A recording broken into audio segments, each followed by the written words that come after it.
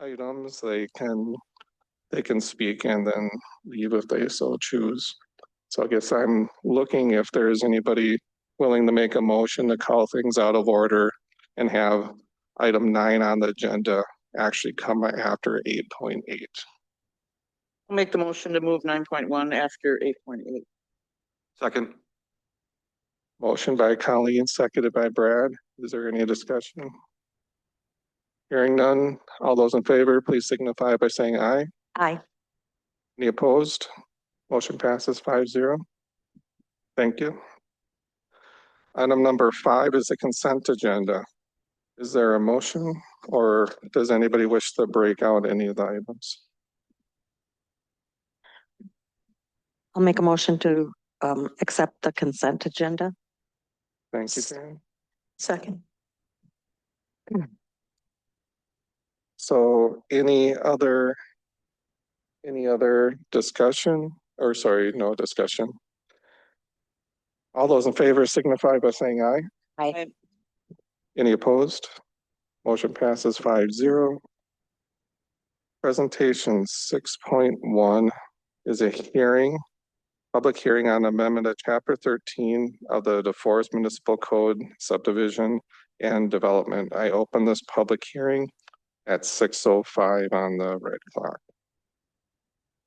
Is there anybody that wishes to kick that off, or? This is an item that's coming up on the agenda after this, and we'll have a general presentation about it, but this is generally in regard to the municipal code subdivision and developments, right, Alex? Yeah, I think so. Mark Roffers, the village planner, is online. I think he'd probably give a brief little intro here before the public hearing gets opened. Sure. Thanks, Alex. So this is related to item 8.2 that comes later on the agenda. There's a proposed amendment to the village's subdivision regulations. It relates to the requirements for private roads and the specifications for requiring compliance with design guidelines that are also the subject of an agenda item tonight. The reason we have a public hearing before the village board, and we didn't tackle it at P&Z, is that state statutes related to subdivision regulations require a village board public hearing before you can change subdivision regulations. There was a public hearing on this ordinance, the zoning aspects of this ordinance before P&Z as well. And I'm happy to answer questions on the ordinance, particularly if there are people here to speak on it, but I'll share a little bit more when we get to item 8.2, if that works. Yep, thank you, Mark. Just paging through, I do not see anybody wishing to speak on item 6.1. So thank you for that opening, Mark, and I will close the public hearing at 6:07. And we'll move past item 7 onto item 8.8. Resolution 2026-12, resolution amending the Village of DeForest design and construction guidelines for public works and related construction improvements. It's like this is Mark and Judd. Yep, and I'll let Mark lead the way, and I'll fill in where needed. Thanks, Judd. The village has for several years now had design and construction guidelines for public infrastructure, sewer, water, public roads. These guidelines are shared with the development community and by village contractors to make sure that folks that are building public facilities are doing it to a high and common set of standards. The proposal would extend those design and construction guidelines to apply not only to public infrastructure, but also to private roads. The village has, for the last 15 years since development picked up after the Great Recession, had a number of developments, particularly condominium developments, that have leaned on and relied on private roads for access. Over that time frame, village consultants and staff have developed a set of best practices that has evolved over time to make sure that proper access is provided for the folks that live there, for emergency services, for garbage collection, and and that over time there's a mechanism to make sure that those private roads are taken care of, so they don't provide a burden to those residents or the village ultimately. We felt it was time, particularly with the number of developments that have asked for private roads over the last few years, to memorialize those standards within the village's guidelines. And the predominant set of changes here is to apply those standards. The private road standards inconveniently are right at the end of this document that you see on screen right now. And the main thrust of them is to make sure that the folks that are interested in building private roads are designing them in accordance with standards that very closely replicate those for public roads. I'm sorry, you have to keep going, whoever's in control there. And that they not become there you go. They not become the default choice for folks interested in developing land. They do, in our opinion, as staff, have their time and place, condominium developments being a very common example of that. But we wanted to make sure that they have design and construction that meets a common set of standards and a high set of standards, so that they're not viewed as the best choice in every case by a residential developer. I think with that, I will see if Judd has anything to add, but also mention that the Public Services Committee has reviewed these after they were vetted for several months by staff, and has made a recommendation to the board to endorse and adopt these. I think Mark did a great job summarizing. I would just add, these are standards which we've asked developers to abide by with the private drives that they've done thus far, anticipating that potentially at some point in the future that could come back to a village board saying, hey, we can't afford this road. It should really be a public road, and it's standard out like, no, this was established this way, but everybody has the same road built underneath them, whether it is a private drive or a public drive. And should that village board in the future say, yeah, we'll take that private drive on, from a public services perspective, we don't have to worry about what the base course is. It's built to all our other standards in that regard. So these are standards that are good to have codified. We share them with all of our developments when they come through.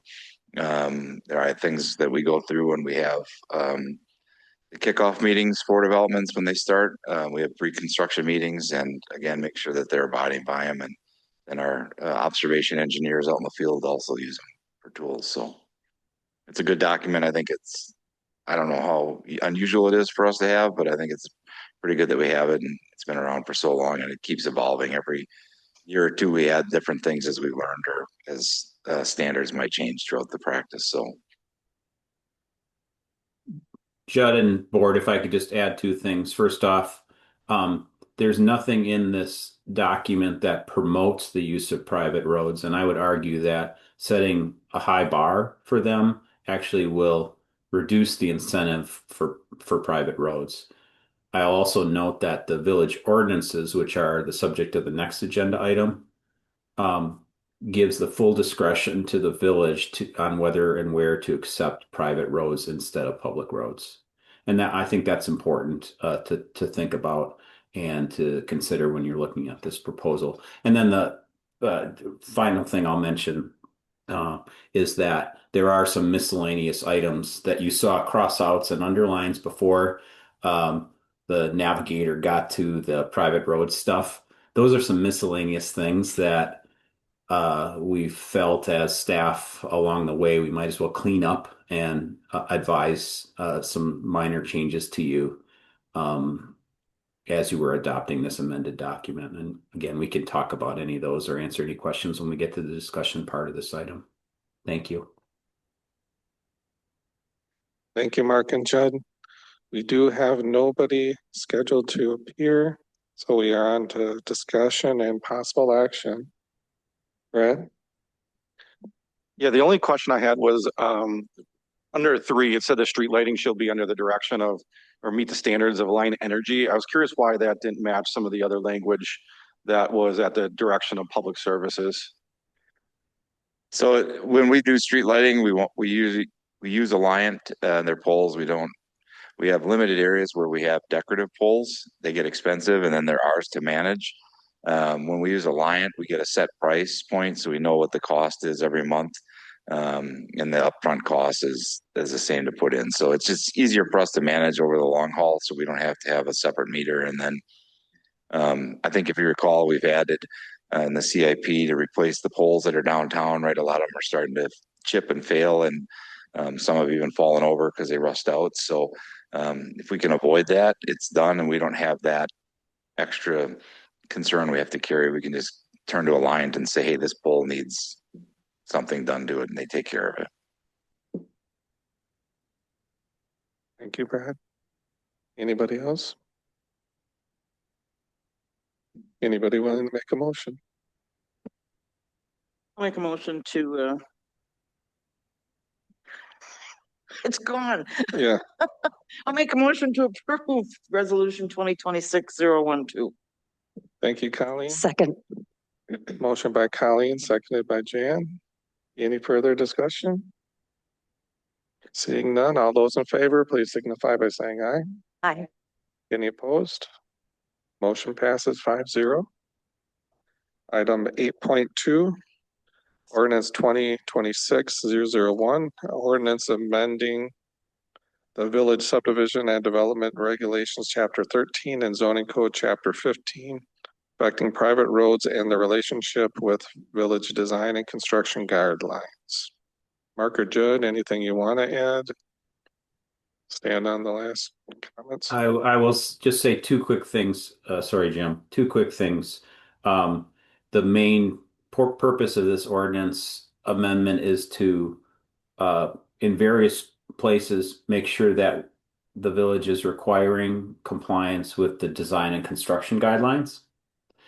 And then the second thing that this ordinance does primarily is to move anything in the subdivision and zoning ordinance that smelled of a construction standard over to the guidelines, instead of having staff and developers have to look at the ordinance and look at the guidelines and wonder where they might find a particular standard. So you see a lot of crossouts. That's not us removing standards. If you put this side by side with the document we were just looking at with all the blue text, you'd see that those standards were picked up, moved, in many cases improved, as they were brought over to the guidelines from this ordinance. Thank you. Thank you, Mark. So next thing, there is again no public appearance, nobody wanting to speak in the public appearances, so discussion and possible action.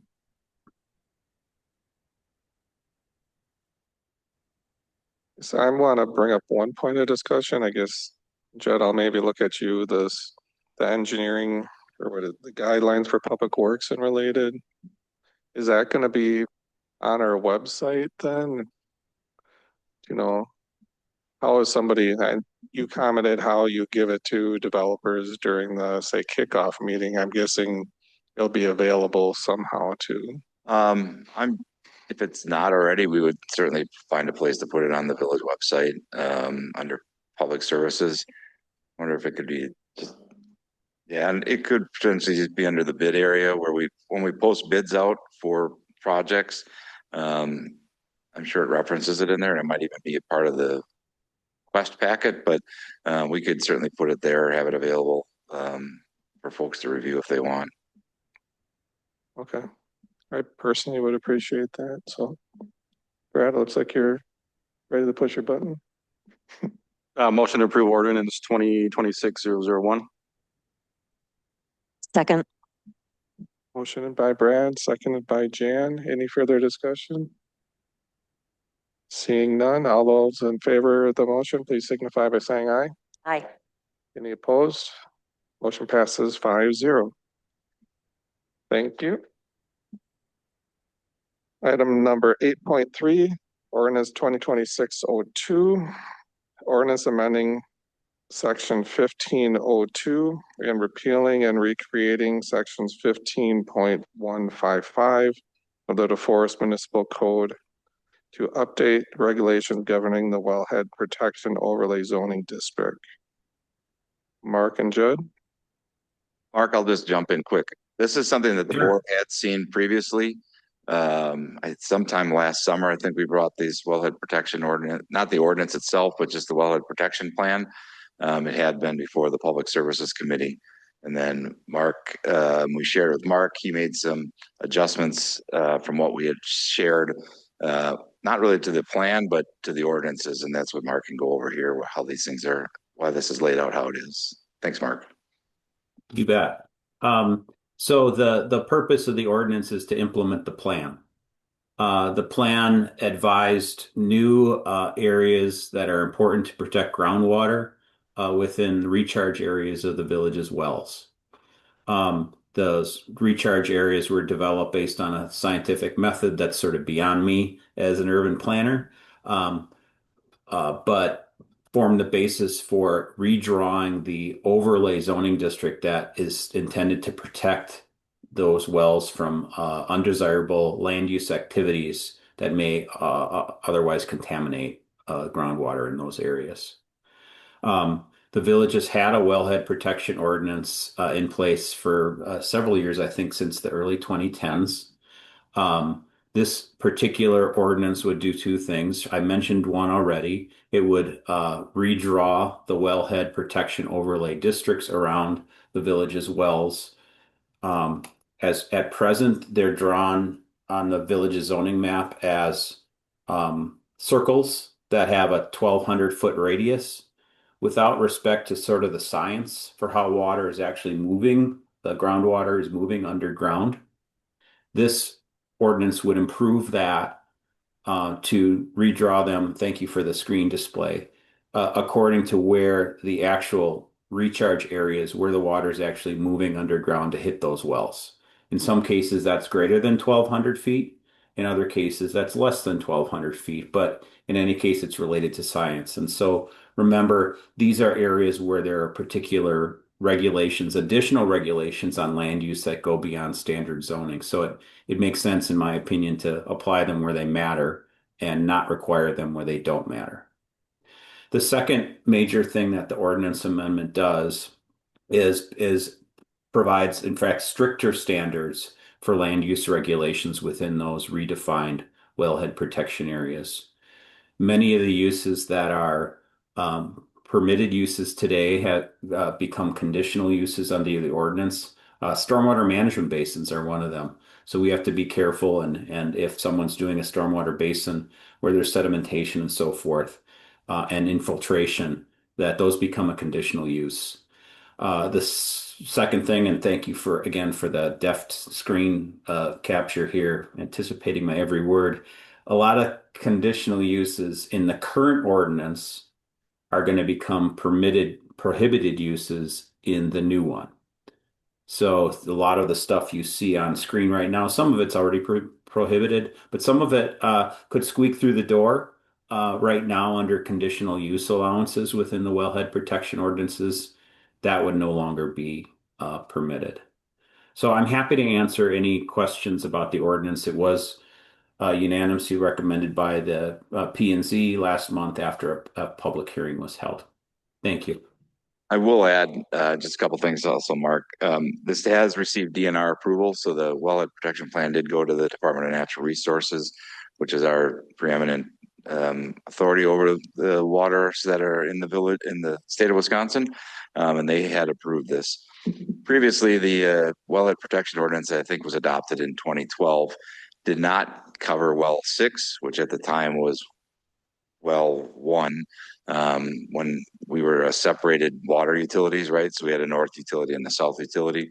And so well one, which is now well six, did never had a wellhead protection plan to it. So this also encapsulates that well.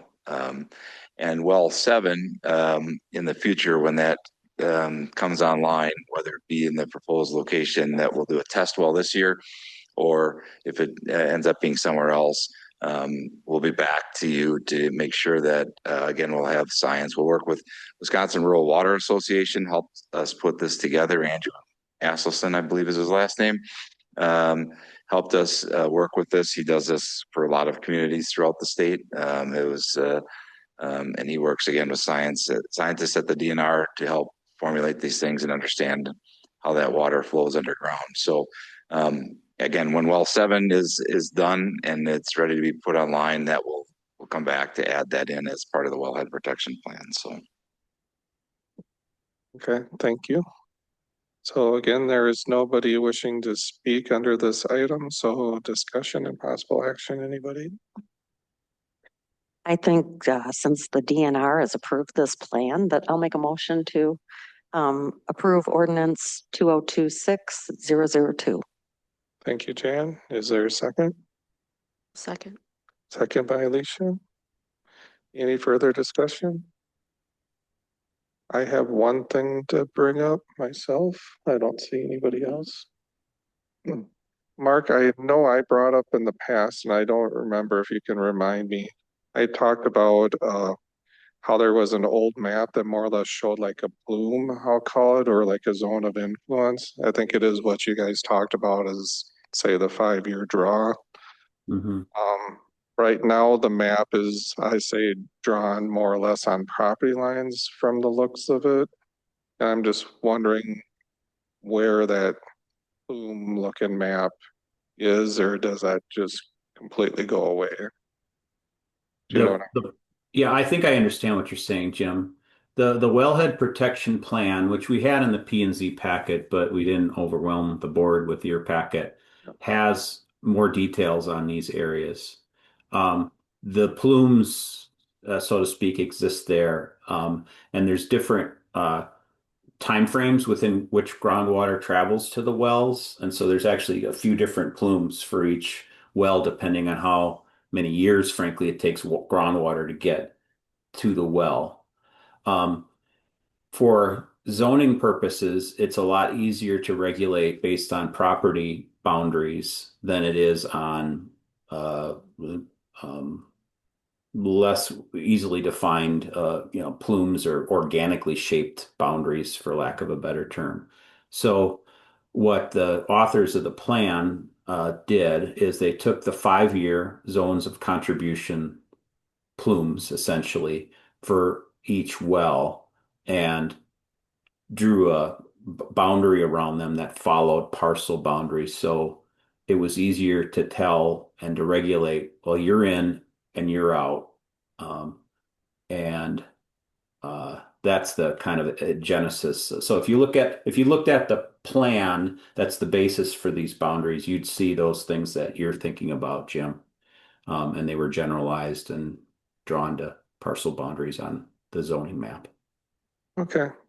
Thank you, Mark. I very much appreciate that. I just don't want those plumes, I'll use quotes, to go away in case there's ever like divisions and stuff. We could maybe look at individuals if they can come out if, say, the land division is not in the plume or something.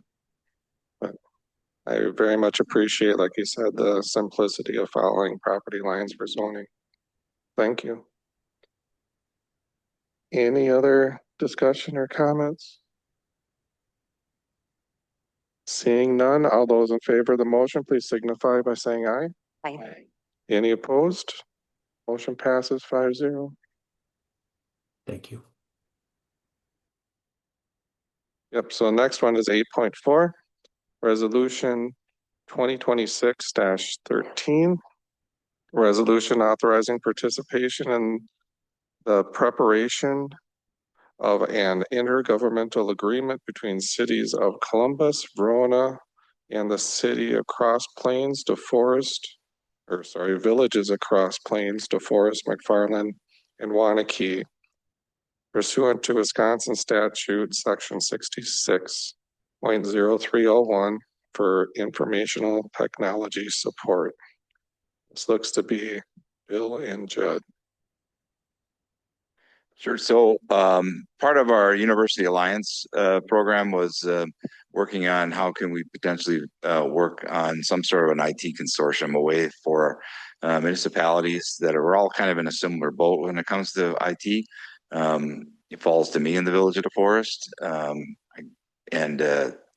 so I've been drinking from a fire hose the last year and a half, trying to gather a lot of information and make the best decisions for our community. And oftentimes it falls to us using a third party to be our IT vendor, right? Our infrastructure management team. And so with that, the prices last year escalated quite a bit with our previous ones. So we went out for RFP and got a new vendor, and we're very pleased with their work thus far with them, a year under our belts or so. But Bill and I in discussion had talked about, is there an opportunity for us to work with other municipalities and in essence kind of build a group that can work together on IT things? Maybe it lowers our cost because it's a shared service, and you can get one person to kind of oversee all of that. So we had started with Wisconsin Policy Initiative, I think. Was it the name of that? Is that right, Bill? Yeah, so Wisconsin Policy Forum. Just a little kind of going back even farther here.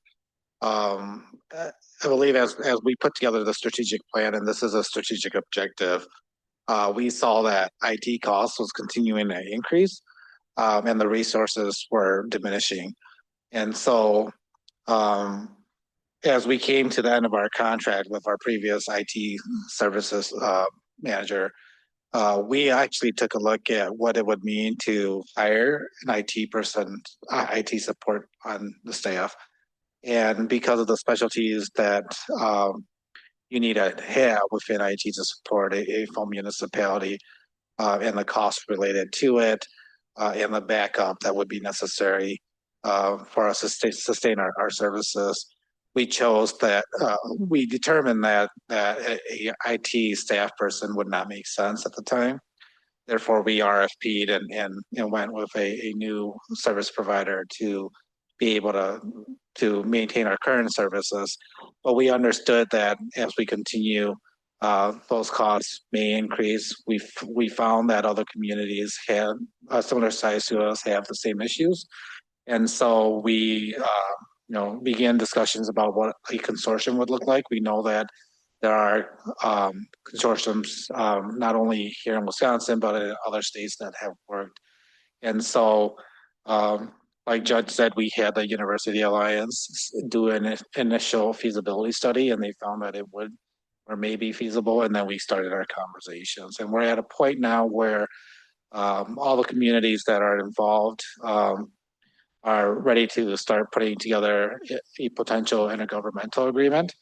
As you see, as part of the resolution, that agreement will then be brought back here for the village board's review before moving forward.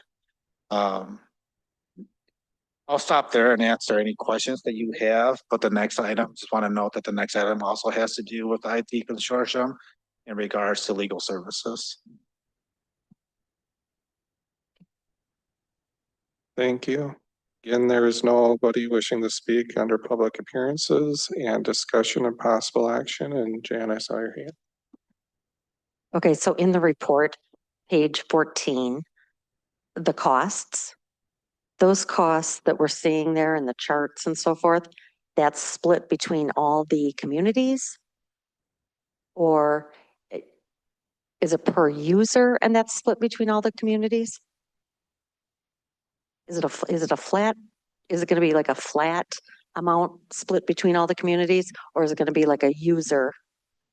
Yeah, so that's to be determined. So this report was based off of what the University Alliance group estimated by looking, and they only looked at 3 communities at the time, I believe. Since the study, we've had more join. And so these are estimates as to what potentially a cost could be. If you look at the resolution, it proposes that each of the communities get together and put forth a process for which to solicit. And as part of that, an RFP process. And so we won't know what exact costs will be until that point. And again, we would then bring that back to the board for approval before we actually sign that agreement. So we don't know what the true costs are yet. We know that from our IT services contract previously to this one. Before we switched to this one, we were looking at 60% increases at that point. So this is again, it's an exploration effort. Okay, so but in any event, when we're looking at this scenario, when we do find out what the costs are, for example, if it's $8,200 a month, that it's at $8,200 per community, or is it or is that divided between all the communities? There will be an opportunity to split that depending on the level of service. Okay. So if you read the report, I think they have a hybrid way of splitting that cost per user or by population. When we look at users, we're looking at each entry point. So a laptop, a computer, iPad, not necessarily, a person. And so I think that's the point of kind of getting together here with the other communities to determine what is a fair way to assess the fees and costs associated with not only the services, but then you have equipment purchases on the other side of that too. And so the details of that determination is yet to be determined. Okay, thank you. Brad? I got a couple of things. Is there a cost estimate savings that you guys have done yet, or is that to be determined? But we have not done that yet. We know, obviously from discussions, the cost annually to provide support for IT services. Once we get that RFP in and have a full understanding of what it may cost to service all the communities, we would then be able to provide that cost analysis. Obviously, in a situation where we don't see any savings, we would not continue on with the consortium. And then I saw a 2028 implementation date, is the hope. I'm wondering, one of the biggest challenges for governmental agencies is ransomware and cybersecurity challenges. So I'm wondering, is there an opportunity, excuse me, to push this forward quicker, or have the other communities seen this report? And because it looks like a pretty good outline that you have a lot of things in writing already that you could utilize. Yeah, so we were intentional about the time frame. Our contract with the village and Marco goes through 2027. We do have an early out clause in there. As we were developing this, other communities were in different situations. There were some that were currently going through RFP processes themselves. Others had old contracts that they need to wait. And so it's been one of those moving targets as far as when do we implement and how much time we need to negotiate the intergovernmental agreement and then get it across each of the boards and councils so that they feel comfortable. I think that if there's opportunity to increase or decrease with however you look at the timeline here, I think we would enjoy that because we know that those costs are coming. But we're confident now with our cybersecurity and our current service provider. I was gonna say, we have with Marco IT, we have what we feel and what they feel is the best cybersecurity setup we can have. I'm not going to go into the details. I can share them, but the infrastructure that we use is from email protection, spam protection, phishing protection, viruses, and then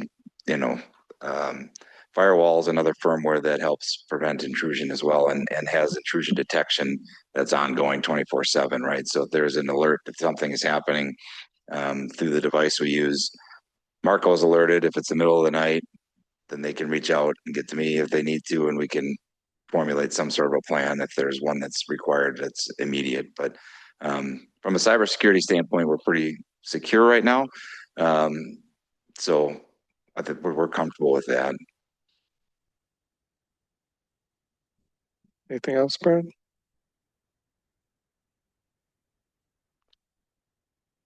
And I have one other question I'd like to add or ask. In the write-up I saw, it also talked about, say, like a general structure for like an executive committee and things. I'm assuming that's also to be determined.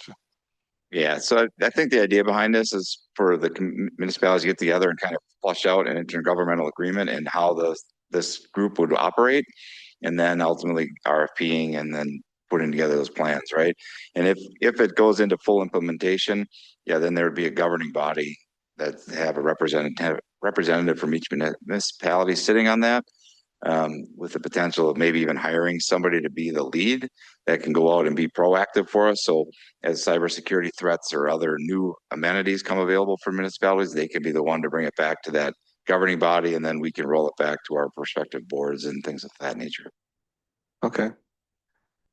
So what I'm hearing, there's still quite a bit of work. If any of the trustees or really anybody in the public want to provide comment, should I direct it maybe to Judd or you, Bill, or? Yeah, either of us is fine. And that's exactly right. I mean, we're at the very beginning stages of this. It's gonna take a while to put this together. If you can imagine, just two communities trying to put together an intergovernmental agreement, you can imagine what it's gonna take for 5 or 6 different communities, and who knows, we may have more that want to join as we go here. Yeah.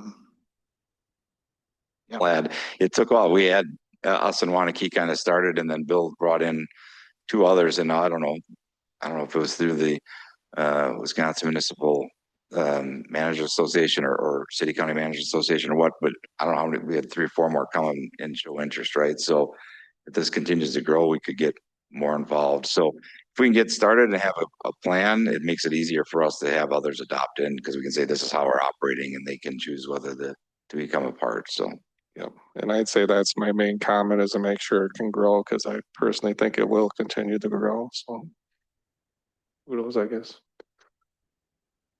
So back to anybody willing to make a motion or further discussion?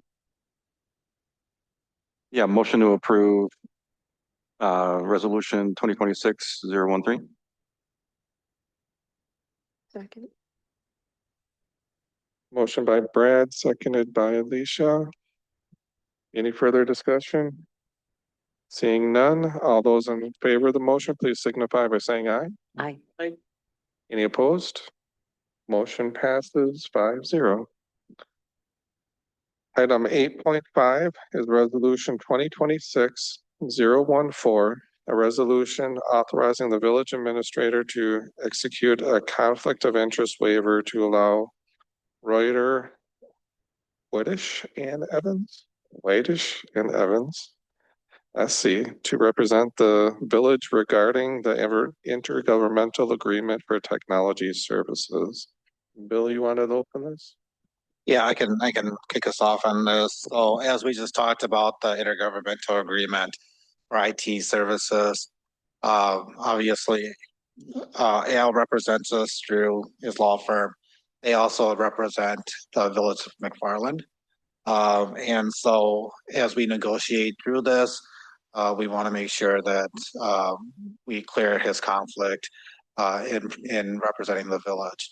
My understanding in talking with him, that the costs associated with negotiating this would likely be split between the communities, except for specialties or special services rendered specific to that particular community.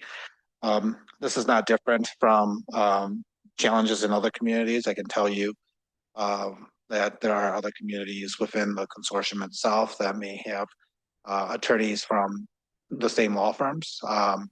And so we don't expect that this will be a large issue, primarily because the staff folk are going to be negotiating mostly the terms, and we be using them legal for review to make sure that we're meeting standards and requirements. Anything else you want to add?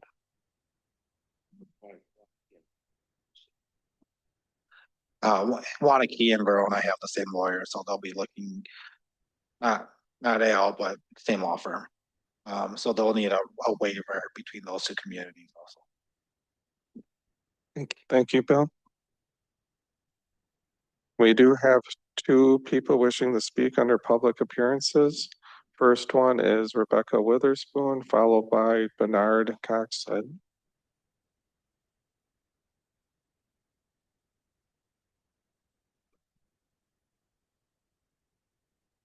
And I think, Rebecca, this is 3 minutes. Yeah, I won't be taking 3. Good evening, trustees. My name is Rebecca Witherspoon. My address is on my appearance form. Tonight, I respectfully urge this board to vote no on resolution 2026-014. This resolution asks us to waive a conflict of interest so that our village attorney and his law firm may simultaneously represent DeForest and the village of McFarland in negotiating an intergovernmental agreement for shared IT services. Even if the likelihood of direct conflict is described as remote, and the very purpose of conflict interest rules is to protect the public when negotiations involve potentially competing interests.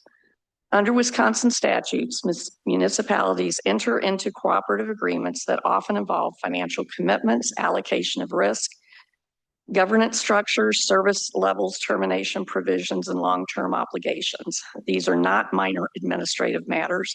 They are substantive negotiations that can materially affect taxpayers.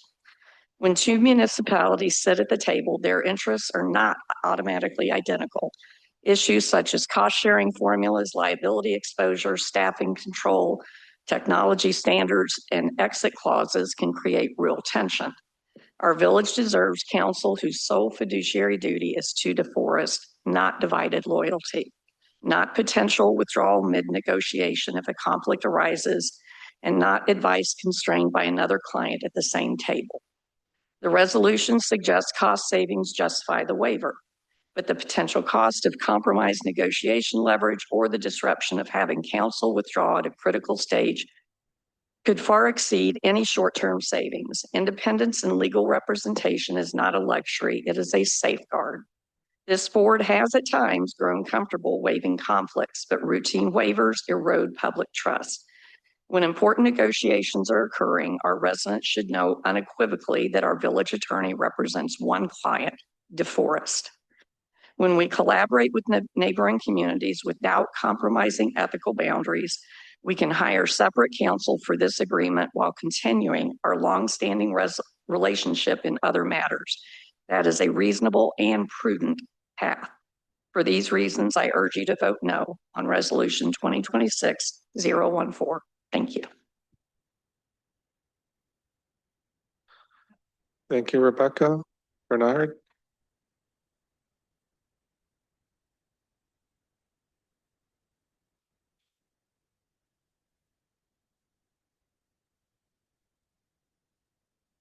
My name's Bernard Coxon. I live at 809 Liberty Drive in DeForest.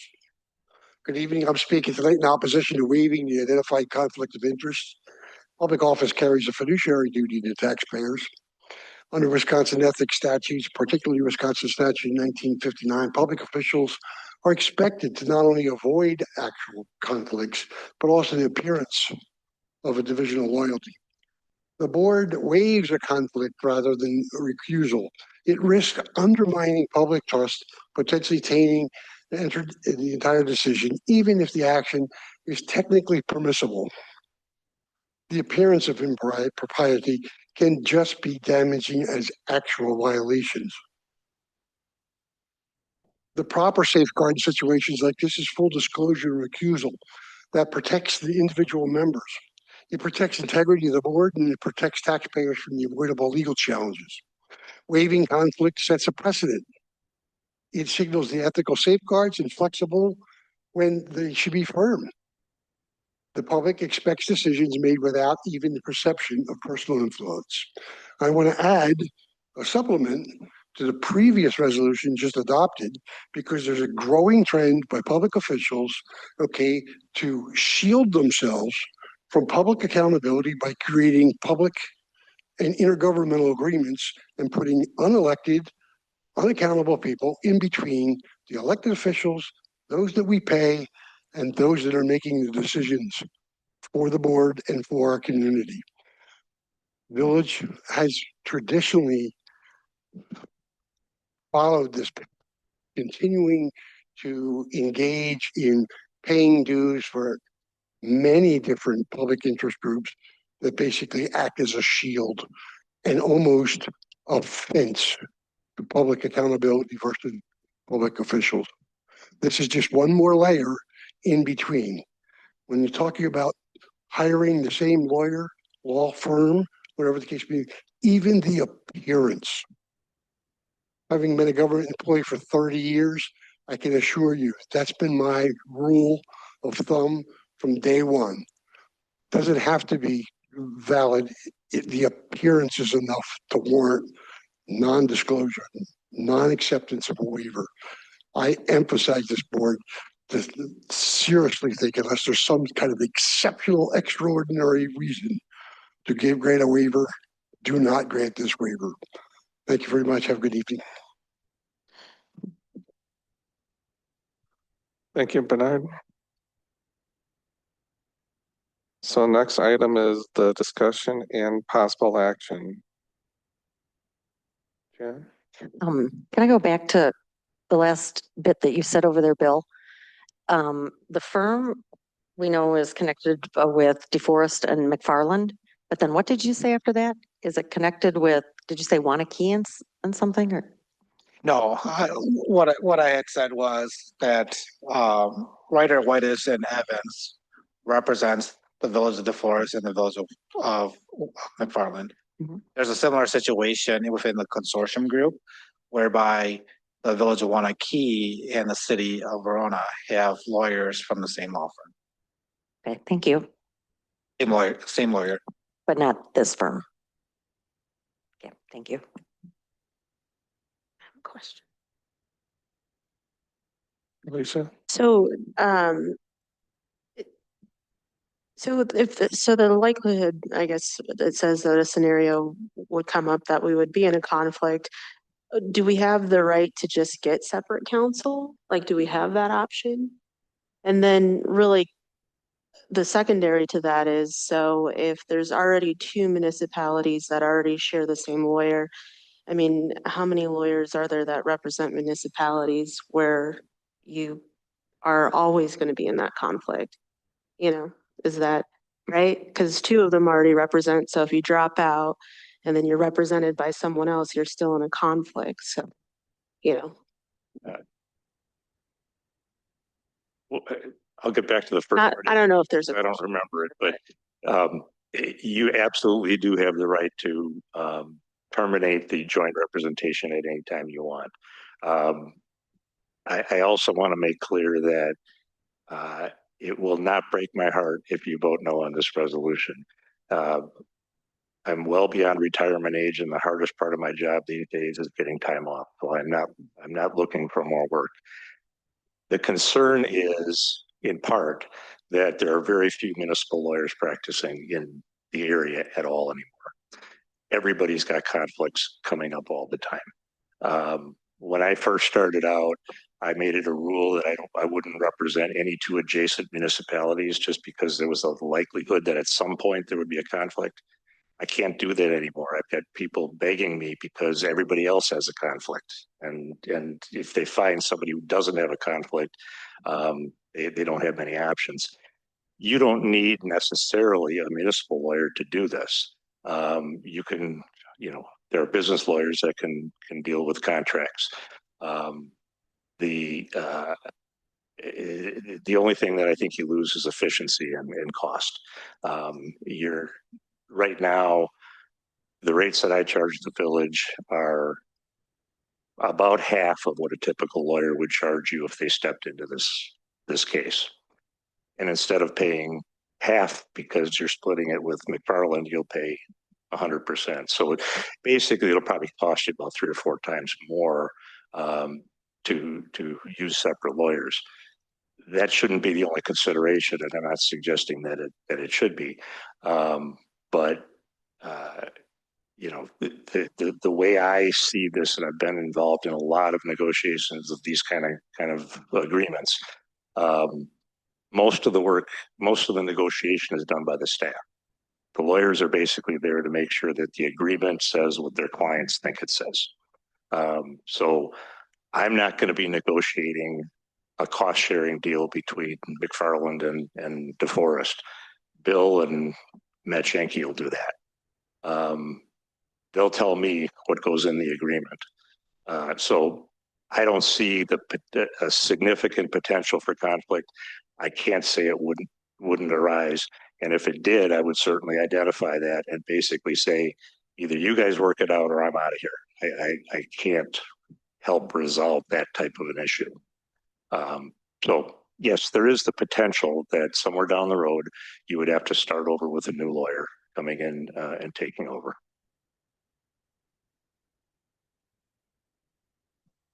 I do want to add to that, upon creating the draft and as we negotiate through, just like with any other intergovernmental agreements or development agreements, we will check in with the village board.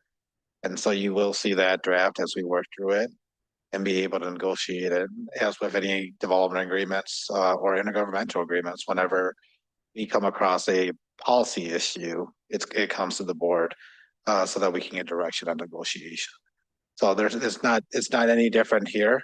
Again, we see this as an opportunity to secure IT services going into the future.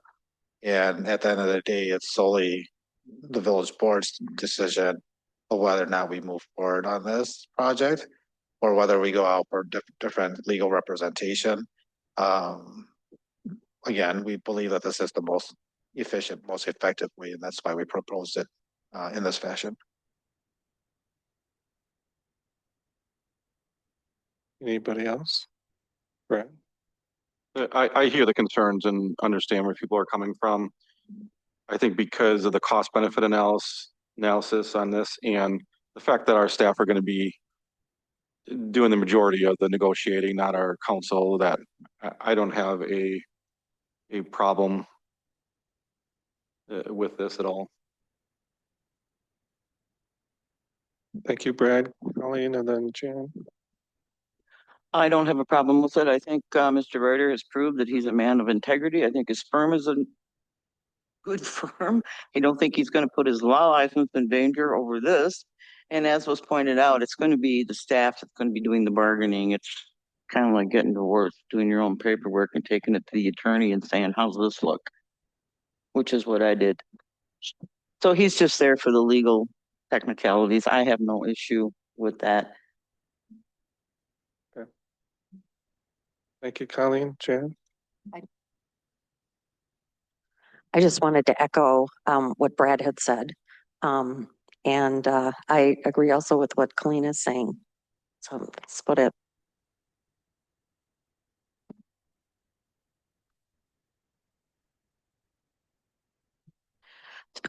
Make a motion to approve resolution 2026-14. Second.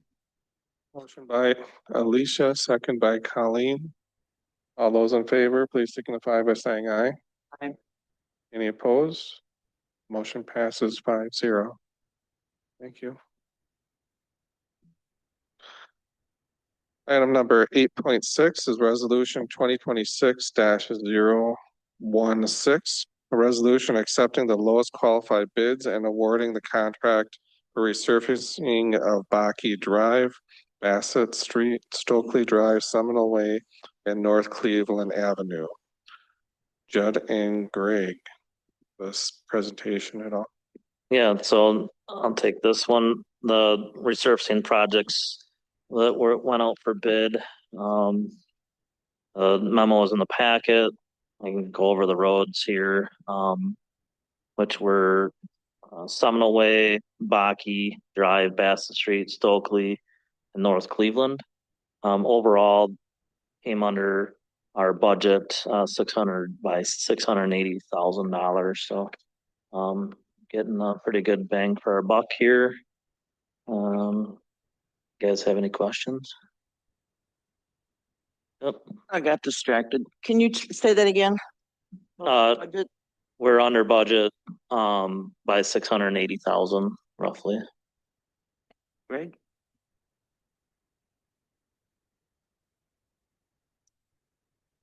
So no public appearances, so discussion and possible action. Anybody?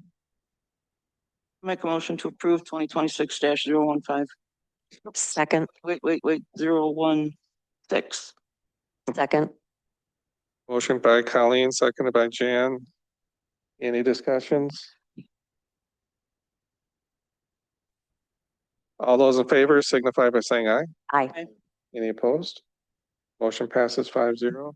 Congratulations on making budget on that one. Item 8.7, resolution 2026-015. Resolution accepting the lowest qualified bid and awarding the contract for reconstruction of Acre Parkway. Judd Gray. Yep, so Acre Parkway, we were resurfacing from Main Street back towards Seminole. We had extended it from Old Indian to Seminole because it made more sense after we looked back.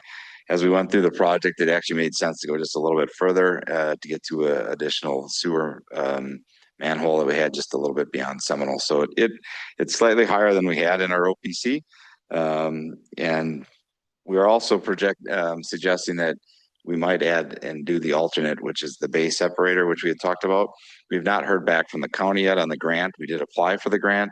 I feel it's fairly good. We should be in a good seat for that. But by adding that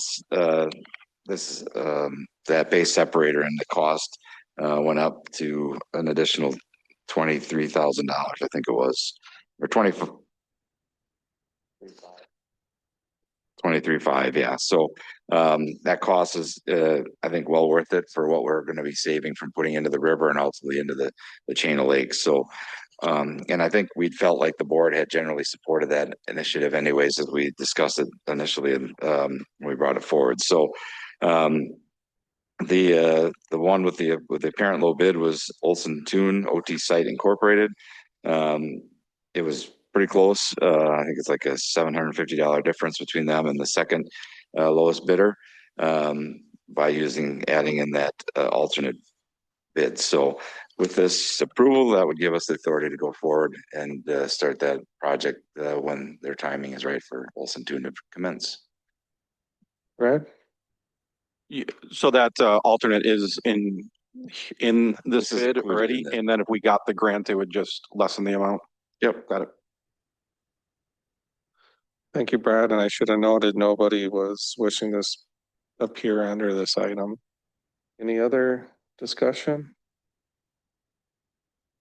I have one thing I want to bring up because you just mentioned how we don't know about the grant yet. And what I noticed, if we don't do the separator, the low bid actually changes, the low bidder. So I'm assuming we're going to do the separator regardless. That's our recommendation. That's what the resolution states, is to do it, including the alternate. Should you choose not to, if this fails tonight, we'll be back at the next meeting because we have some time constraints to get the bids accepted. So we would have to adjust and take the alternate out, and then we would be pivoting to the second lowest bidder, which was Northwestern Stone LLC.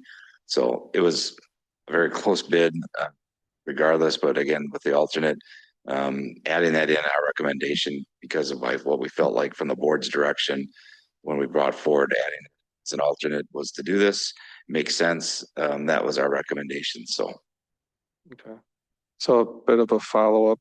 Do we have to select the lowest bid? And I guess I bring that up as I just want to make sure you're comfortable with the bidders, or the low bid or the second one.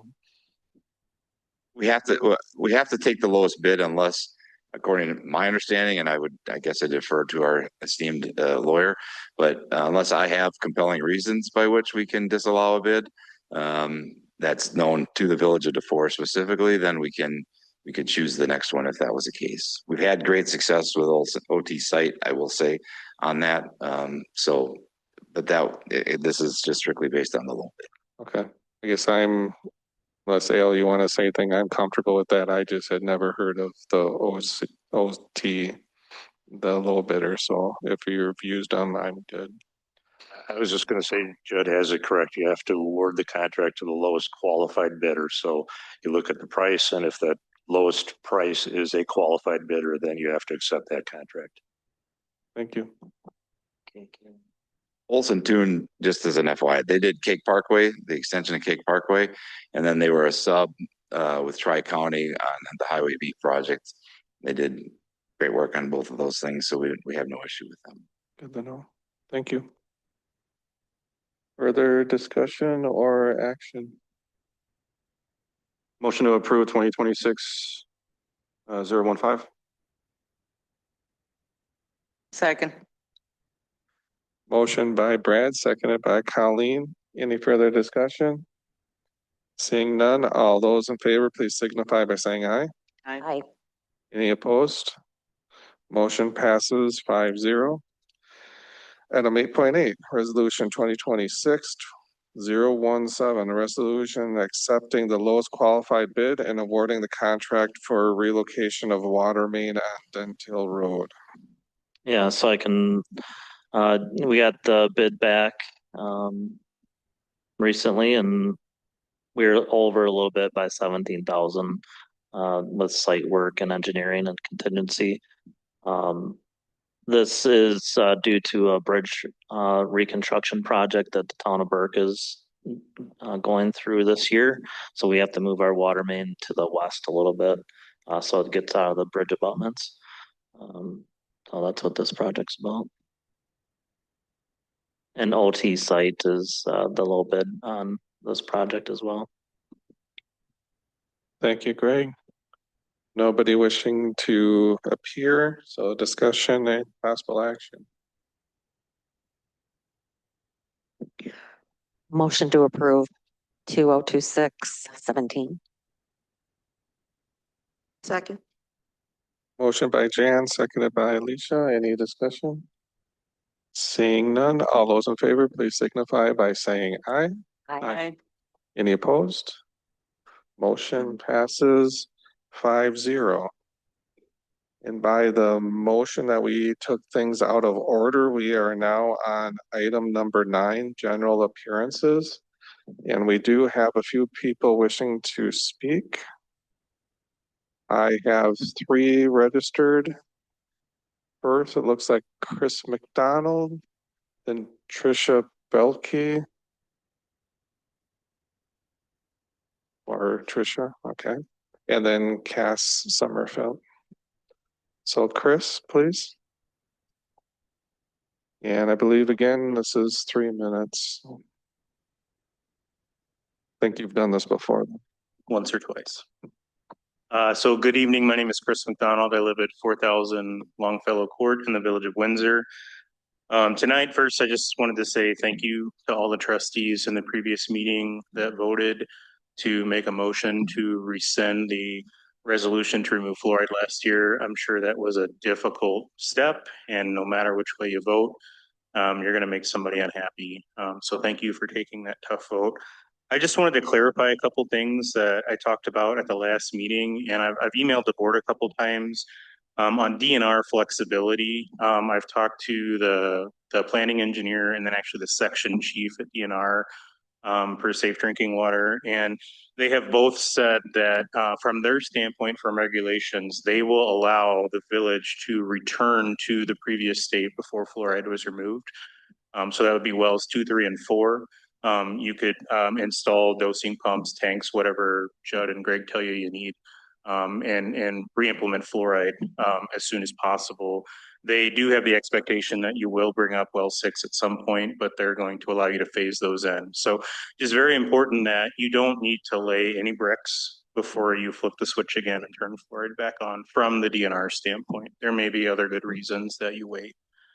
Also, from the DHS, I've talked to Carrie and Abby, who administers the DHS grants now, and they have said they will allow you to apply for that money, even if you're doing it phased as well. So there's some verbiage in the grant application that says, you know, thou shalt be at 0.7 milligrams per liter.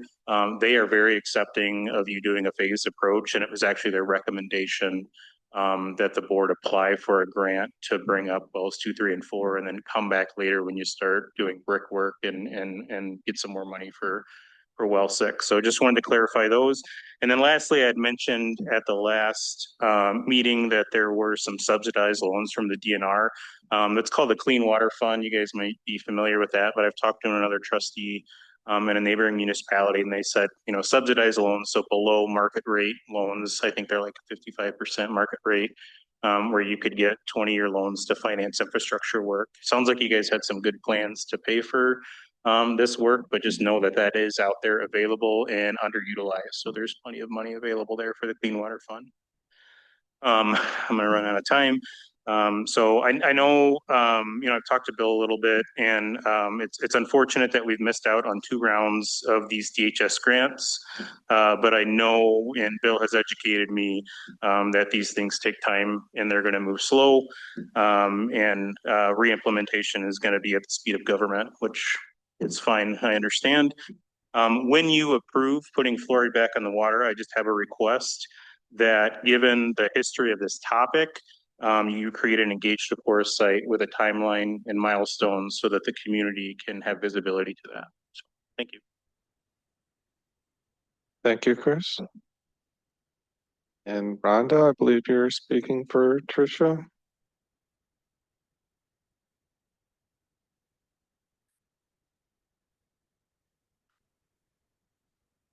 Yes, hi, Tricia had to leave, but I think you have her address in file.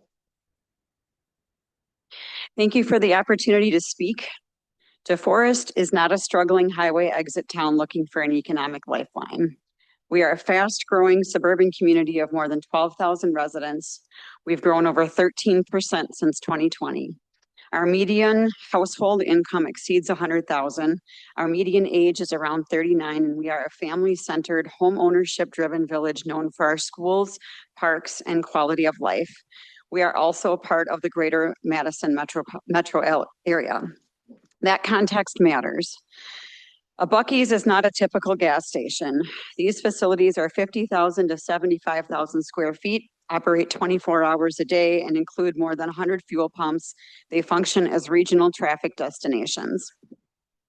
The question before us is not simply whether Buc-ee's would generate tax revenue. It would. The real question is whether that revenue meaningfully changes our financial trajectory or whether it is incremental in a community that is already stable and growing. Traffic is likely the central issue. DeForest is commuter heavy with many residents traveling daily toward Madison. We already experience peak hour congestion at key intersections. Adding a high volume regional travel center could significantly increase intersection strain, weekend congestion, semi-truck traffic, and potential conflicts with school routes and residential neighborhoods. Most importantly, it could negatively impact our small businesses such as Allenbox. This is also a question of identity. DeForest has built its reputation as a family-oriented residential community. Buc-ee's is bright, high-intensity, 24-hour destination retail.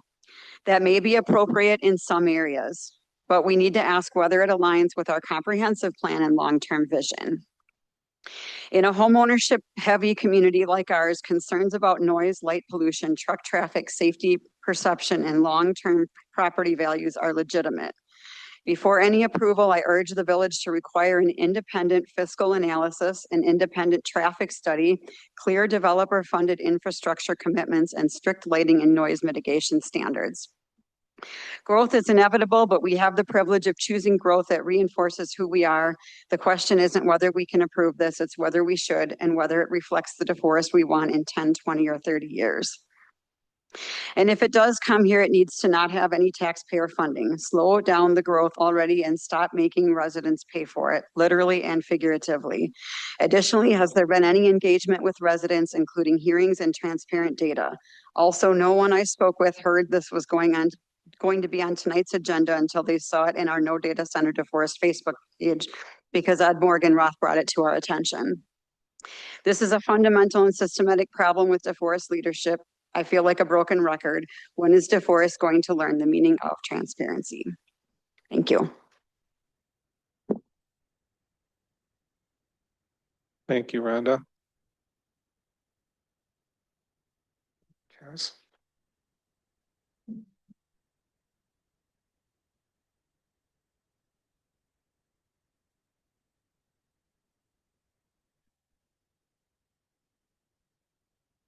Whenever you're ready, Cassis, please state your name and municipality. All right. My name is Cassandra Sommerfeld of DeForest, and I'm opposed to Buc-ee's for several reasons, including water and air pollution. For starters, this is the Badger State, home of Bucky the Badger, not Bucky the Beaver. I know the village received a grant for part of the cost, but what about the other 3 to 4 million? Where is that going to come from? Not to mention, it will make it an absolute nightmare for driving in that area, having to contend with thousands more cars with no real benefit to the residents. In addition, this seems like a big backstab to Quick Trip. Adding a giant competitor is a slap in the face with everything they do and give and sponsor for DeForest. I know a big selling point is that it will bring revenue by having people spend money in town. I don't see how it would bring people into DeForest or even on the east side of 94, because Buc-ee's pushes a self-contained one-stop shop idea. They fill their gigantic stores with so much stuff so people don't feel the need to shop anywhere else in town. Yet again, it seems staff is trying to push something residents don't want. Residents across the nation are even opposing these mega gas stations. I've read about community opposition in Oak Creek, Wisconsin, Stafford, Virginia, Palm Lake, Colorado, Monument, Colorado, Huber Heights, Ohio, Monroe County, Georgia, Mabin, North Carolina, Orange County, North Carolina, to name a few. Oak Creek residents sued the city to try and stop Buc-ee's due to illegal zoning. It went against the comprehensive plan, and only the owner of the property was going to benefit. Several hundred citizens and the alderman for the district objected to Buc-ee's. The Buc-ee's expansion has provoked concerns about the loss of permeable surfaces near sensitive watersheds, the air pollution and traffic congestion associated with 100 gas pumps, the dozens of underground storage containers and tanks full of carcinogenic toxins that can eventually leak, the company's 24/7 water use and waste production. In North Carolina, the broad consensus was Buc-ee's is not for us. It's for tourists, people from elsewhere to flush endless toilets and pump endless gas. Near Palmer Lake, Colorado, about 40 miles south of Denver, plans for Buc-ee's stalled amid mounting opposition from residents and legal challenges. Buc-ee's proposal quickly ignited a heated debate among residents and ultimately led to resignations of several Palmer Lake officials. The community pushback included concerns about water usage, environmental impacts, and traffic concerns. The Town Planning Commission even recommended against the plan for the travel center. Residents are concerned about the potential increase in traffic, water consumption, and environmental damage to their town. I had a little bit more, but I know I'm out of time, so thank you so much. Thank you. So that is everybody that is wishing to speak under public appearances. So we are now back on the agenda at item 8.9. And this item is deliberating terms for agreements between the Village of DeForest, Wisconsin Department of Transportation, and Buc-ee's LTD for a proposed reconstruction project at the Interstate 3990-94 and County Trunk Highway V. The Village Board may convene into closed session as authorized by Wisconsin Statute 1985, parentheses 1E, for the purpose of deliberating or negotiating the purchasing of public properties, the investing of public funds, or conducting other specified business whenever competitive or bargaining reasons require a closed session. The Village Board may reconvene in the open session and further discuss or take action on the subject matter discussed in the closed session. And I have this as Bill starting off. And Bill, can you just clarify, I guess, that we can have discussion and then at some point, if it needs to get to that deliberation, then we take an action to go in the close. Is that correct? Yeah, that's correct. So the exemption under state law allows for the board to go into closed session to discuss the particular terms in negotiating the contract. And so primarily this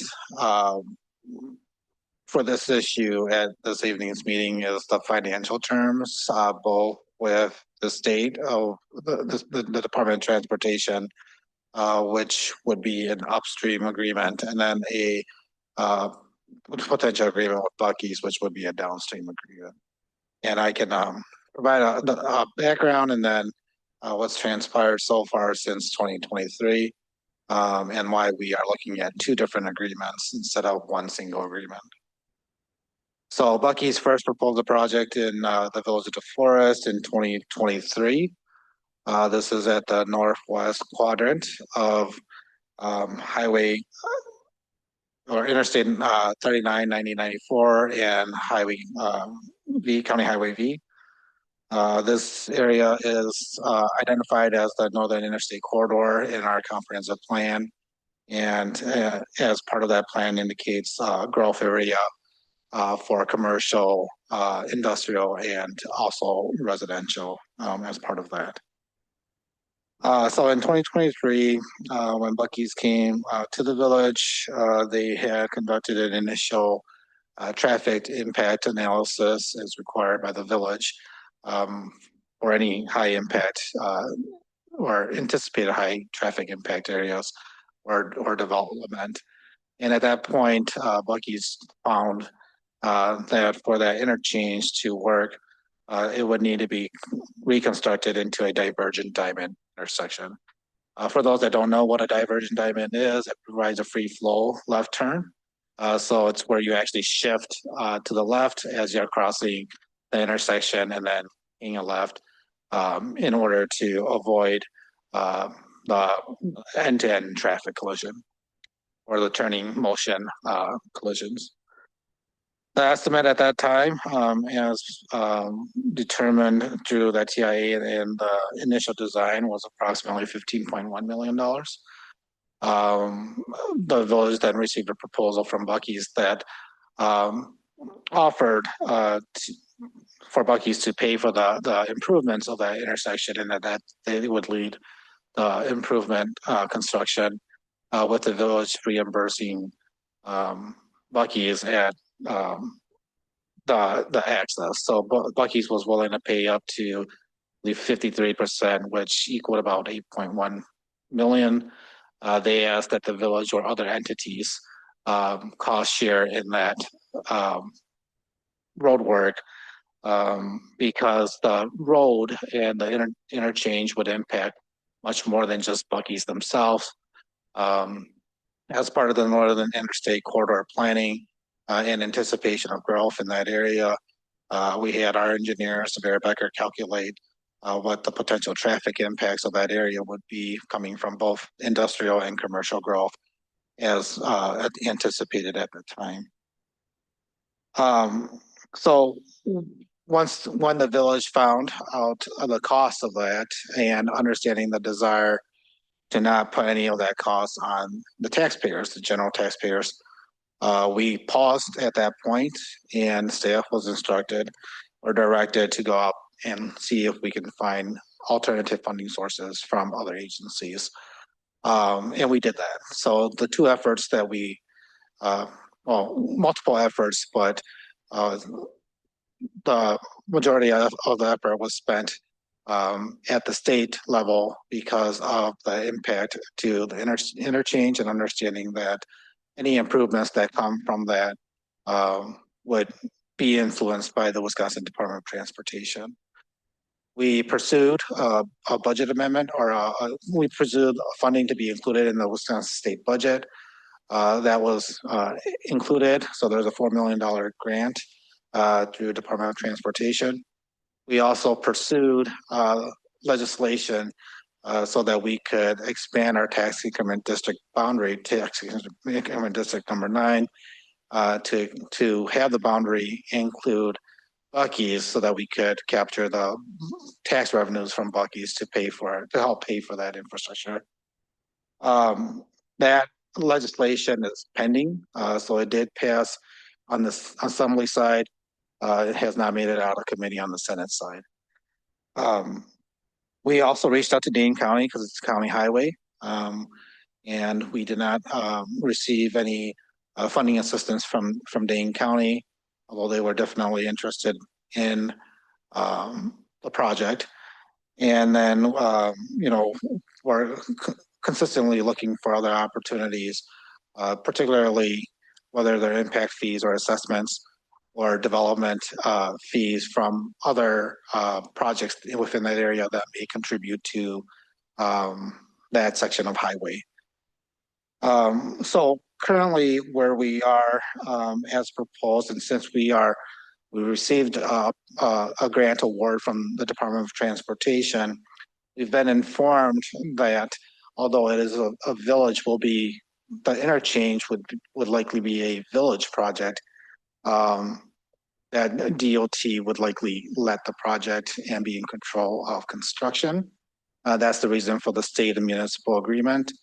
As with a lot of joint projects on highways controlled by DOT. There is also in the memo, it's $500,000 federal credit as part of the interstate corridor project that recently went through the corridor study. This project is from, I believe, the 30 split up to, I believe, Boston, Wisconsin. The interchange had a certain budget in there, and that was $500,000. That's now an increase. I just received an email the other day that is now $900,000 federal credit from that program. And so we have $4.9 million in contribution from the state and federal. As I said, as part of the initial discussion or proposal from Buc-ee's, they at that time they were willing to have a private investment of $8.1 million, and so there is a gap to be filled. As part of the corridor planning, we anticipated some improvements on County Highway V, and so in 2023, when we amended the TID plan at that point, we did add $1.89 million in the tax increment district budget. Now it provides opportunity. It doesn't require an obligation to utilize funding from the tax increment district for the project. So just a reminder that within the tax increment district, generally the way that the tax increment district works is that when it was created, it pauses the revenues at the base level, and then any new development which creates additional revenue is required to be spent within that particular district. And so without the development, there would be no increment, thus and without development, then no need for that infrastructure improvement. That's generally how that works. Happy to answer any questions in regards to history, process. If on the project, just a reminder that the item and for subject of discussion this evening is the interchange itself. We need to be able to look at this, although they're related, the interchange and the Buc-ee's site project. The process for approving the Buc-ee's itself, the development itself on site, any offsite improvements that Buc-ee's would take on separately from this project is a different process altogether. And that in itself will have its if they choose to move forward with the project, would be required to resubmit their information, and we would do that due diligence accordingly. Yes, Brad. Couple of questions. This property is currently in DeForest, or? That is correct. Okay. And has it been to the planning commission at all through the beginning of the process, or would it? Yeah, in 2023, the project was proposed. When the project was proposed, it did go through a CUP, conditional use permit process. I believe there, as required by the conditional use permit process, there was a public hearing. Staff at the time, along with our consultants, did the due diligence, called out to other communities, took a look at different types of impacts, and I believe the CUP was approved at that time by the Planning and Zoning Commission. By ordinance, our conditional use permits have a time frame of 1 year, if construction hasn't started on it within a year, that conditional use permit actually expires. All of the information regarding the history, videos of the interaction, the proposal, the presentation, planning and zoning commission discussion, village board discussion at the time. It's all on Engage the Forest, and including some frequently asked questions. So can I piggyback also on Brad's? I just want to clarify, or there is the zoning that they need in place. Is this a matter that they needed the CUP, correct? And you know how, I guess I know we're talking about the interchange, so I'm wondering if there is any interconnection, or do you have a feeling if that they're waiting to find this out before? So. Yeah, so this is, so your first question, the zoning, I believe, is in place on the parcel. Zone is business commercial. The CUP, conditional use permit, is due to the size of the development itself. And Randy, correct me if I'm wrong here. Okay. So before, as with any project, I think the first question that a developer asks is what is needed for the project and how does it get financed, right? In this instance, Buc-ee's is not asking for any assistance from the village for the site improvements. It's expenses in regards to the interchange that they're seeking assistance for, because it's not only them that's using the interchange, it's them plus any of the growth that's we anticipate will be there. And since that time in 2023, we've seen growth in the area. We've seen growth on the residential side. We've also seen growth on the industrial side. In fact, just recently, the Planning and Zoning Commission approved about 96 acres in zoning for a industrial business park just southwest of the location of that interchange. Thank you. Brad, did you have anything else? Any other trustees? Jan? I'm just trying to gather my thoughts here. I was trying to do the math, first of all, regarding the project's going to be $15 million. Buc-ee's is going to give 8.1, last we heard. Then we have 4.5 million in a grant from the Department of Transportation. Yeah, so let me go over those numbers because they continue to change. So the initial proposal suggested a total cost of $15.1 million. As you can see in the memo, after we received the grant, we asked that DOT take a look and double check that cost compared to recent state-led contracts, right? Gather the costs from those contracts, provide us your estimate of what that is. That is 16.9 million. So that's increased since 2023.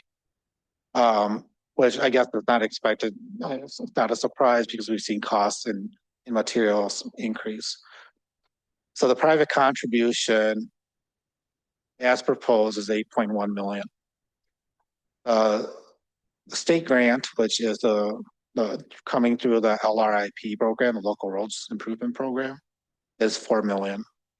There is a federal credit that is actually increased to 900,000. So it's not 500,000 at this point. And then we have a TID 9 budgeted contribution towards the Highway V project. Okay. So this recommendation sheet, this just got put into our packet, right? Because it wasn't in there when I downloaded my things. So it was added late. Okay, so now I'm getting caught up. I didn't see this little chart. So I get all that. So that's helpful. But then I go back to, we're talking about this because of the interchange. Mm-hmm. And I know it keeps being said that we've got other businesses that are going to be using this and just our regular own other local traffic. But would we really need this diamond interchange and something so big and dramatic if we weren't having the Buc-ee's, which is predicting in their words and in their paperwork, 4,000 to 8,000 cars a day. To me, that's seems insane. I can't imagine that our other businesses are going to produce anything near that. Yeah, so definitely without Buc-ee's, likely the interchange doesn't need to get redone to a diverging diamond interchange. Now we've done the studies. We've taken a look at the age of the infrastructure currently. We know that road's going to need to be redone at some point, whether that's a Dane County cost or whether that's a village cost. Now, without Buc-ee's, if that corridor continues to grow and we see another large traffic user come in, we would require the same thing of that large traffic user, a TIA at that point, and any kind of improvements would be, dealt with and negotiated at that point too, depending on what direction the village board wants to go in regards to growth in that corridor. Isn't this only a village project right now because of us wanting to bring Buc-ee's in? Because we're talking about this is on Highway V and the interstate, which are not even our roads. That's correct. We don't have jurisdiction on those roads, so it is a village project because only because of that. Okay, thank you.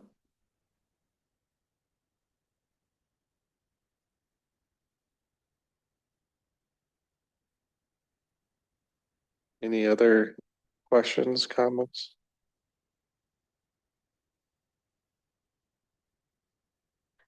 Quick question, I guess, really for that area in the strategic plan. I mean, it is, I think, slated for just high users, right? Like that corridor. So when you look at the comprehensive plan, the Northern Interstate Corridor, which is that interchange and along the interstate, it's intended to be a high growth area. Now, the comprehensive plan doesn't necessarily get into what specific types of businesses per se, but we anticipate that because of the traffic that produces there, things that we've heard that the village want likely would develop there, considering the traffic loads, right? And so I think we've talked about even here at the village board, the desire for a grocery store per se. And so, Alex and I have talked to a number of grocery stores, but, the demand isn't there when you look at the calculus of what grocery stores want in a community. So the question, I think, initially when we talked about this as part of the comprehensive plan and in planning for future growth of the village is, what do we want in DeForest to drive some of those items that we desire, right? And so,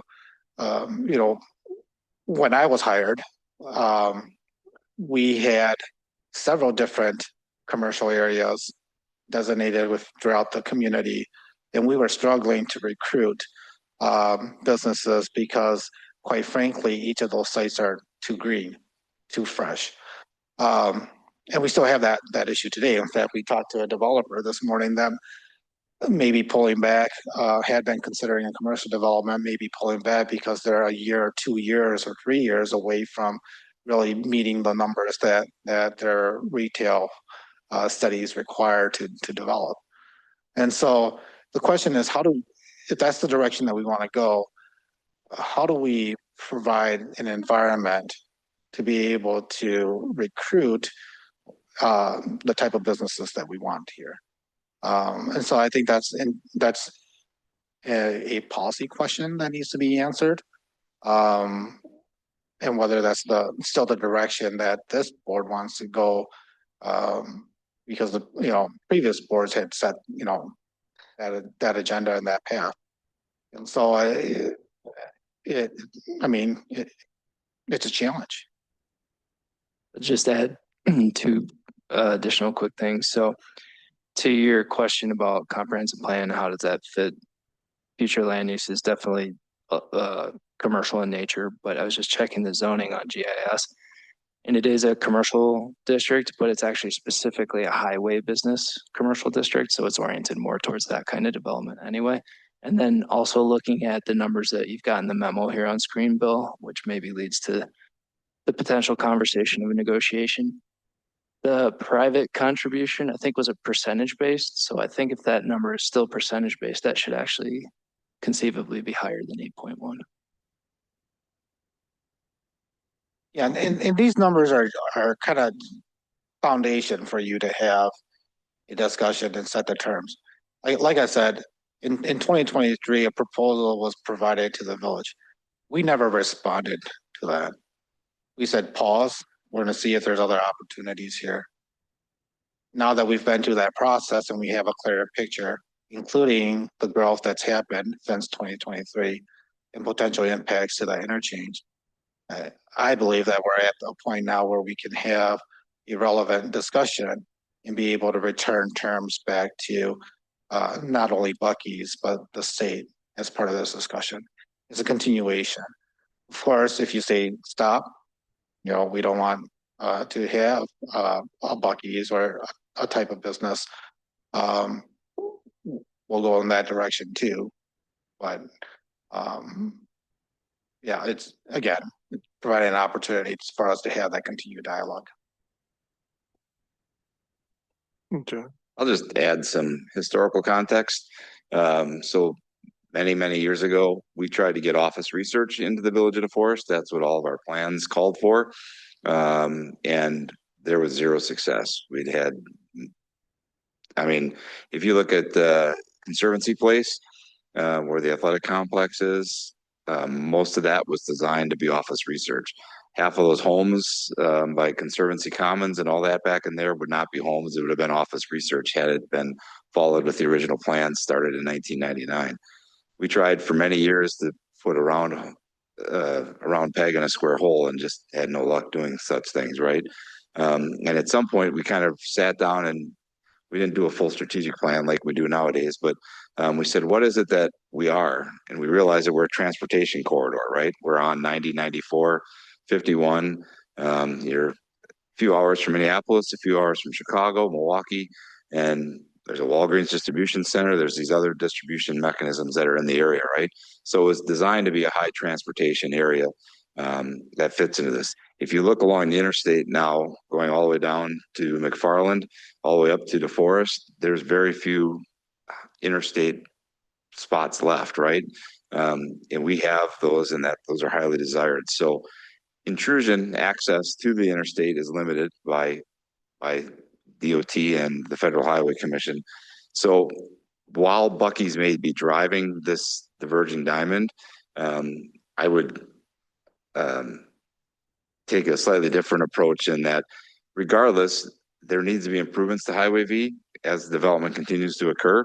If you think to Highway 19 and that interchange access, DOT is having to do some pretty grand sweeping designs to make that connection point to the interstate at 19 function better, right? It is slightly dysfunctional at this point. That will only come up further here to Highway V. So for us to have an opportunity to put in the diverging diamond, which the DOT is putting in throughout the state, where we have such a contribution from a development that can help spur that, and the pressures that that Alex and Bill have done a good job in driving that tie into what we are as the Village of DeForest, I think it will need to have something occur here, and it may be as drastic as a diverging diamond even without a Buc-ee's, just because those function. If you've not driven through one, they're pretty slick. They move traffic very efficiently through there. And as that development corridor continues to grow, we have an opportunity to get something built here that's not the full cost of on the Village of DeForest. So I think that's where we're at, right? Is who the village has been for a number of years, and that's where we've seen this growth coming to where we're a 65-35 community, 65% residential, 35% business. And that's unusual for a community our size. You usually only see that in major metropolitan cities. So the village board in the past was pretty diligent in trying to make sure that we had something that it wasn't all on the backs of residents, right? And we weren't just a sleeping, bedroom community, right? We actually have industry here that can help support and cover taxes. And I want to add, I mean, I think there's been a lot of mention, not even, just this conversation, but through the QTS discussion and about how much the village has grown and how we've been stewards and maintain that growth. I think an important aspect that's being missed here is that large infrastructure projects like this usually does not get done without development interests, right? We've seen that example most recently when you take a look at Highway 51 and the interchange at Williamsburg Way and Pepsi. We knew for a long time that was a bad interchange. And we've addressed it with DOT. The funding for that interchange came directly from development from Quick Trip and the Forest Yard. That's how we were able to put in those lights. Now, again, there's an opportunity before the board. And so that's why we're placing it here. Again, this has been a discussion that we've had and been having since 2023. Indication at that time was that the village was favorable to a project, and that's why we put in the work. And so again, this is an opportunity to continue that discussion. If the narrative on growth and the narrative on development is changing, it would be my recommendation that we look at the comprehensive plan again, because what the comprehensive plan says in regards to growth is not necessarily aligned with potentially a vision that we're considering here. Motion to go to closed session. Second. Some motion on the table to go into closed session. Is there any further discussion? All those in favor of going in the closed session? Oh, sorry, roll call. Trustee Cords. Trustee Little. Aye. Trustee Simpson. Aye. Trustee Stefan Hagenhan. Aye. Trustee Williams. Aye. Motion carries 5-0. Thank you all.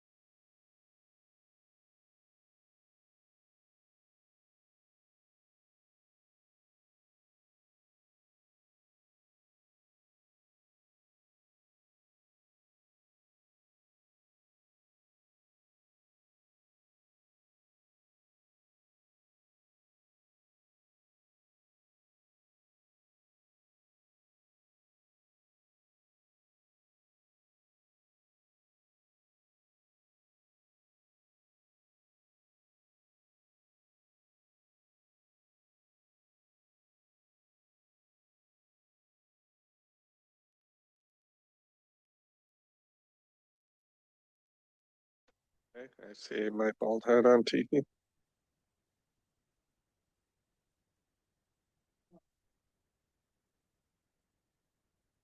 So I believe we are recording and we're back in session. They're working on TV, but I'm gonna move forward with item 8.10. And that is conferring with the legal counsel regarding notices of claim under the American Disabilities Act and section 504 filed by Rebecca Witherspoon. Do I need to read that paragraph again? Okay. How about this? Can I read in 811 and only read that paragraph once? Good. So we are also going to take at the same time 811, which is conferring with legal counsel regarding case number 2026 CV 000401 with Bernard Lawrence Coxhead versus the Village of DeForest. And both of those items, the village board may convene into closed session as authorized by Wisconsin statute 1985 1G, conferring with legal counsel for the governing body who has rendered oral and written advice concerning strategies to be adopted by the body with respect to litigation in which it is or is likely to become involved. The village board may reconvene in open session and further discuss or take action on the subject matter discussed in the closed session. And Bill, you're listed under both of those items. Do you want to open them? It's that they're legal matters. There's no discussion on this. Just move to a closed session. Motion to move to closed session. Second. Roll call, please.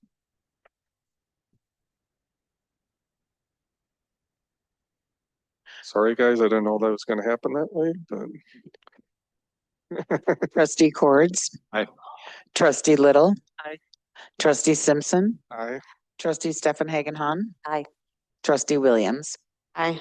Motion carries 5-0. Have a good night and hope you had a good conversation.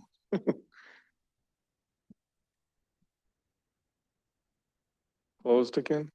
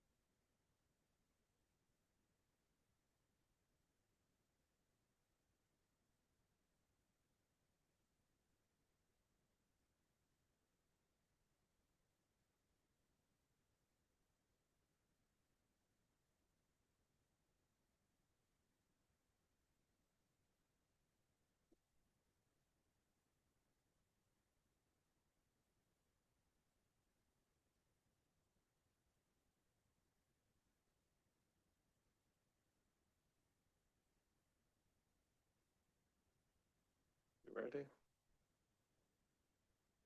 Okay. Item 8.12, discussion of possible action regarding resolution 2026-18. Resolution authorizing the village administrator to execute a conflict of interest waiver to allow Stafford Rosenbaum LLP to represent the village of DeForest in pending litigations. Bill, did you have anything you're listed? I think you have everything in your packet that kind of explains the relationship that is involved here. It's a technical conflict, and it's up to you whether you want to waive that. Motion to approve, resolution 2026-018. Second. Motion by Brad, seconded by Colleen. Any further discussion or any discussion? Seeing none, all those in favor, please signify by saying aye. Aye. Any opposed? Motion passes 5-0. Item 10.1 is a check registry. I'd suggest if anybody has questions, please forward them on to Carol or Bill. Item 11. I guess I am going to take my executive authority that I have tonight and skip the 11.1. Ask if there's, I guess I'll skip all of 11. I don't have anything. President's report. I don't have anything. I don't know. Bill, did you attend the Dane County Cities and Village update? Anything worth it there? There has not been a meeting since the last update. Any other business? Item number 14. Motion to adjourn. Second. Motion by Jan, second by Alicia. All those in favor of adjournment, please signify by saying aye. Aye. Any opposed? We are adjourned at 9:15.